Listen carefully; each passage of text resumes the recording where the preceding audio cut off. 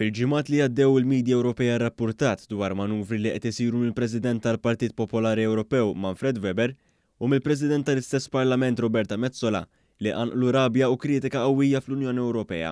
L-iskop ta' dawn il-manuvri hu li Chief of Staff kontroversjali ta' Metsola, it-Taljan Alessandro Chiocchetti, jitpoġġa fl-ogħla kariga amministrattiva tal-Parlament f'dak li qed jiġi diskritt bħala eżerċizzju ta' nepotiżmu sfaċċat. Il-Chief of Staff ta' Roberta Metsola kien l-assistent ta' Marcello Dell'Utri li kien politiku Taljan u litleminija ta' Silvio Berlusconi u l-instab ħati u ntbagħat 7 snin ħabs minħabba rabtiet mal-mafja ta' Sqallija.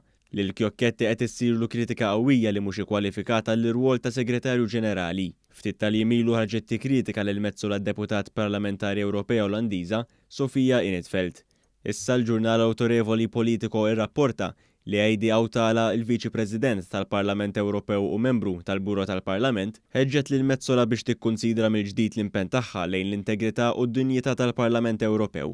Qed niktiblek bitħassib kbir għax inħoss li ftit minn dik id-dinjità diġà ntilfet. Wissiet Hautala li hija ex-Ministru Finlandiża rrispettata ħafna minn politiċi ta' kull lewn politiku. Hija kitbet lil Metsola wkoll li wieħed jista' jħoss f'dan il-mument tip ta' rivoluzzjoni tad-dinjità li titlob għal proċeduri ġusti għall-olangaġġi u għal-għażla vera bejn diversi kandidati kwalifikati. Il-Viċi President tal-Parlament Ewropew komplit tgħid li l-ftehim li ntlaħaq bejn il-Partit Popolari Ewropew li tagħmel parti minnu Metsola u żewġ gruppi oħrajn fil-Parlament biex Chiocchetti jinħatar Segretarju Ġenerali u bit-pattija jinħoloq fil-Parlament Ewropew direttorat ġdid li mhuwiex jinftiem x'inhu l-bżonn tiegħu u jmur kontra dan l-ispirtu. Dan id-Direttorat Ġenerali ġdid ifisser li l-Parlament Ewropew se jkollu jħallas f'pagi ġodda eluf kbar ta' flejjes fi żmien meta diversi stati membri tal-Unjoni Ewropea qed ikollhom jissikkaw iċ-ċintorin minħabba l-isfidi ekonomiċi li qed ħabbat wiċċha magħhom l-Ewropa bħalissa.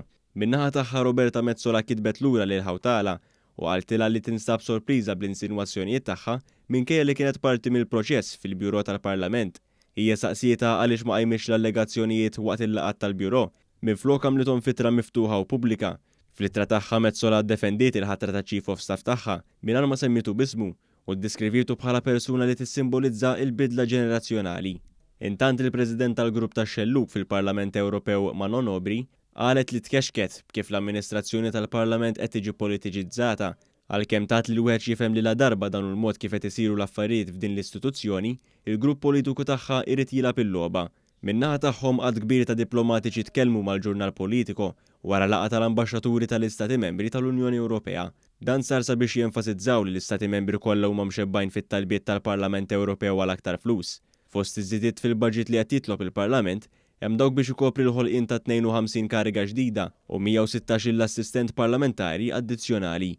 Il-ġurnal irrapporta li d-diplomatiċi qalu li d-differenza bejn l-Istati Membri hija biss dwar liema strateġija għandha tiġi adottata. Il-maġġoranza tal-Istati Membri ma jaqblux li jiġi mblukkat il-budget tal-Parlament, iżda jippreferu li jinsistu għal tnaqqis waqt in-negozjati mal-Parlament aktar tard madul din is-sena.